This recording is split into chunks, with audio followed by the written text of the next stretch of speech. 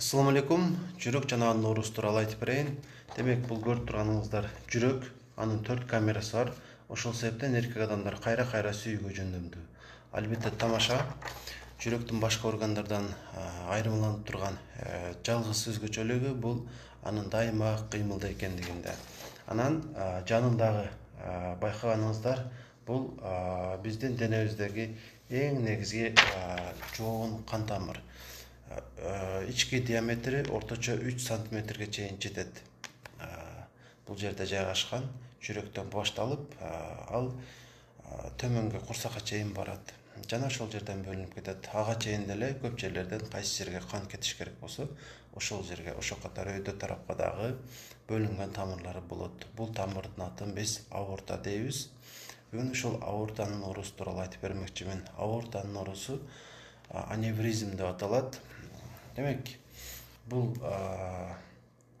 биздин аортабыз болсо, анын кайсы бир жеринде, мисалы бул жагында бир аз ичкерип калган болушу мүмкүн. Стенкасы ичинен кан өтүп атат, сыртындагы ошол бир бөлүгү бир аз ичкерип калган болот. Ичкергенден кийин ал бул жака бир аз ишип калат. Ишип калат дагы ошол жерде кан туруп калышы мүмкүн, башка болушу мүмкүн. Анан кичинекей эле ашыкча күч келгенде жарылып кетиши мүмкүн, дагы адамдын өлүмүнө себепчи болуп калышы мүмкүн. Бул өтө коркунучтуу нерсе. Кимдер бул нерседен жабыркайт? Көбүнесе жаш өйдө адамдар, 50-60 жаштан кийинки эркектер көбүрөөк жабыркашат. Эмне себептен десеңиз, эң зыяндуу болгон спирт ичимдиги менен тамекени эркектер тартышат жана бул нерсе аларда ушул оорунун калыптануусуна шарт түзөт. Анан диагностика албетте текшерүүлөрдөн өтүү аркылуу аппараттардан текшерилип туруп гана коюлат. Ага чейин сизде жүрөк боюнча же болбосо ушул кан тамыр боюнча, эң чоң кан тамыр боюнча оору бар экендигин кантип билсеңиз болот. Кээ бир коңгуроолор бар, ошону айта кетейин. Жөтөл болушу мүмкүн.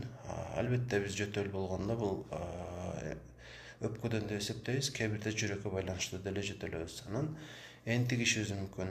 Энтигип аба жетишпей кыйналабыз. Кыска аралыкта деле энтигип баштасак, демек бул жүрөктө олуттуу көйгөй бар дегенди билет. Ошол катары аортада дагы болушу мүмкүн. Анан кошумча ушул көкүрөк тушта оору байкалат. Көкүрөк тушта оору болушу мүмкүн, курсакта дагы болуп калышы мүмкүн. Ошол аневризмдин жайгашкан жерине байланыштуу оору ар кайсы жерде каттала берет.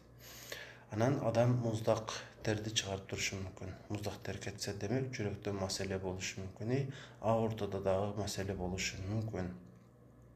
Анан бул симптомдор баары бир убакта катталышы деле ыктымал, кээде бири болуп, кээде башкасы болушу дагы мүмкүн. Эми бул диагноз коюлгандан кийин кандай сунуш айтылат? Албетте операция жолу менен аны түзөтүү сунушу берилет, бирок кээде операцияга показания болбой калат. Показания болбогон тагдырда кандай лечение кылынат? Албетте дары-дармектер, гепатопротекторлор, кан тамырларды бекемдей турган дарылар сунушталат. Ага кошумча мүмкүн болушунча кыймыл аракетти азайтыш керек болуп калат. Эми кыймыл аракетти дегенде физнагрузканы, эми кыймылдап басып жүрө берсеңиз эчтеке болбойт. Болгону өтө катуу күч келтирүүчү нерселерди кылбаш керек. Мисалы спорт менен машыгуу, кара күч менен эмгектенүү. Өзүңүздү мүмкүн болушунча этиет кылышыңызга туура келет. Анан негизи жүрөк оорусу азыркы учурда өтө көбөйүүдө. Ар 4-5 адамдан эле күмөн кылсак болот, 40 жаштан кийин. Анан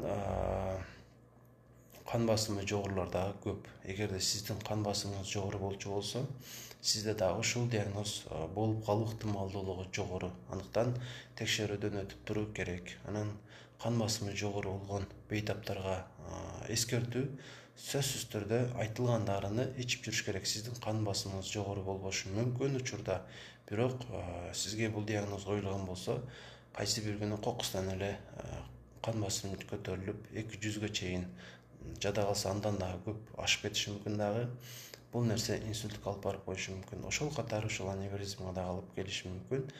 Андан кийин жардам берүү сизге кыйын болуп калат. Андыктан эгерде кан басымыңыз жогору болчу болсо, дайыма кардиологтун көзөмөлүндө болушуңуз керек. Ар бир үйдө кан басымын өлчөй турган аппарат туруш керек жана аны менен тез текшерип туруш керек болот. Чукур дегенде 1-2 жолу текшертип турсаңыз, анан айтылган дарыны ичип жүрсөңүз, ошондой эле диета кылсаңыз, диетага эмне кирет? Суюктукту бир аз чектеп коюу керек болуп калат.